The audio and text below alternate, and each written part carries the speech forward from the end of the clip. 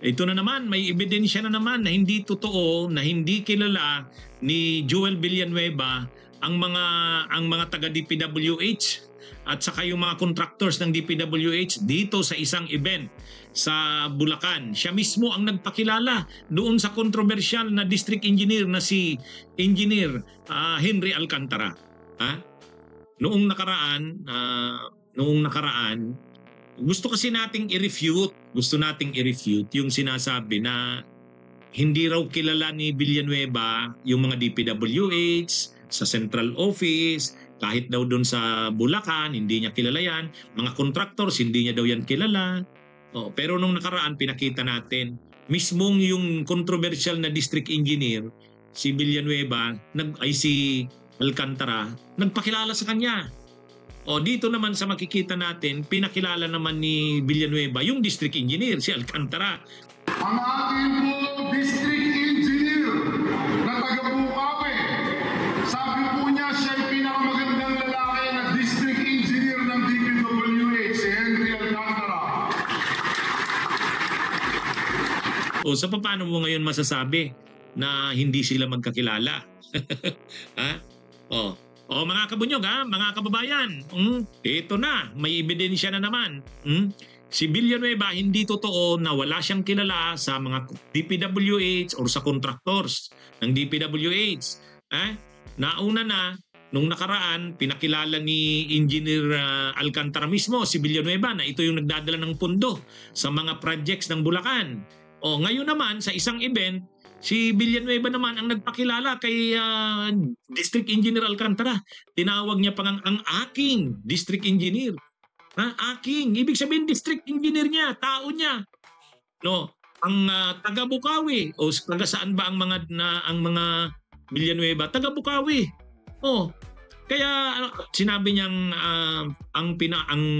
sinasabi niyang pinakapugi daw na district engineer ng DPWH. Ganon katindi yung pakakilala niya dito kay District Engineer Alcantara. Ay controversial ito ngayon si Engineer Alcantara dahil dito sa mga ghost projects at mga katiwalian dito sa mga flood control projects sa Bulacan. Dumidistansya ngayon si Villanueva. Pero as early as August 11, mariin na ang pagdistansya ni Senador Joel na may kaugnayan siya sa mga kontraktor sa Bulacan.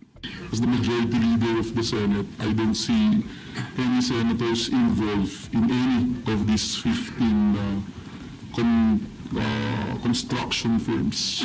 Iminungkahi pa niya sa Senate Blue Ribbon Committee ang pagpataw ng parusang kamatayan sa mga sangkot sa maanumalyang flood control projects. Itong mga contractors na nasa Bulacan lahat, ni isa ho dito, wala akong kilala dito eh. Nagulat po ako dun sa lumabas na total number or figures na hawak nilang proyekto. And ngayon may possibility pa na may ghost projects. I hope that siguro kung ibabalik yung death penalty, sana sila unahin. Grabe ka naman Villanueva. Matapos mong ipakilala ng na ang aking district engineer, ngayon sasabihin mo hindi mo kilala. Wala kang kilala. Ang tindi mo naman magkanulo. At sabi pa ni Villanueva, wala daw siyang alam sa mga figures na yan. Yang mga numero na yan, ang laki pala, nalululad daw siya, ngayon niya lang niya nalaman. Maniwala naman tayo. Maniwala naman tayo dyan. Ang malinaw dito, unang-una, si Chis Escudero nagkumuha ng insertions 142.7 billion. 142.7 billion noong 2025 budget. Itong budget ngayon, si Chis Escudero yun. Sa 142.7 billion na yun, na sinasabi ni Chis, maliit lang naman yun. Sa 142.7, ang 12 billion doon para sa Bulacan. 12 billion Bulacan nangunguna sa binigyan niya. Yung kanyang probinsya na Sorsogon, 9 billion. Yung sa kanya, yung nangunguna, 12 billion. Sino ba ang Bulacan? Sino ba ang Bulacan? Sino ba ang senador sa Bulacan? Ay di si Joel Villanueva. So hindi malayo na yung 12 billion na yun, ang lumakad nun, si Joel Villanueva. Sasabihin nila, wala daw, hindi raw yan ginagawa nila. O naghugas kamay si Chis, hindi raw siya nakikialam sa pag-identify ng mga projects, wala daw, pagpupundo, hindi daw. O ganun din si Joel Villanueva. Pero ngayon, ito, napanood natin, sa kabila ng pagsabi ni Joel Villanueva hindi niya alam yung mga figures na yun, hindi siya nakakaalam nun, wala nga siyang kilala doon.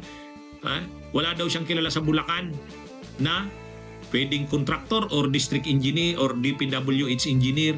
Pero yun na nga, kitang-kita natin nung pinakilala niya yung district engineer na yun, si Alcantara. Ang aking, kanya pala sa kanya palang district engineer yun. Ang aking district engineer.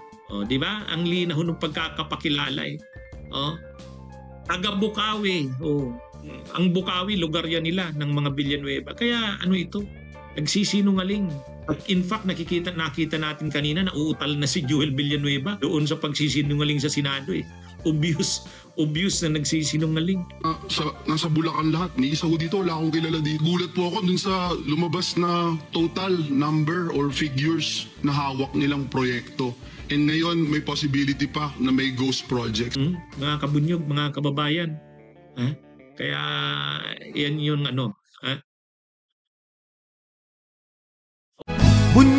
Bunyog, halikan na kasama ka. Bunyog, kapag buklod ay may pag-asa. Luzon, Visayas, Mindanao, isa ang pananaw. Sa bagong Pilipinas ang bunyog isisigaw.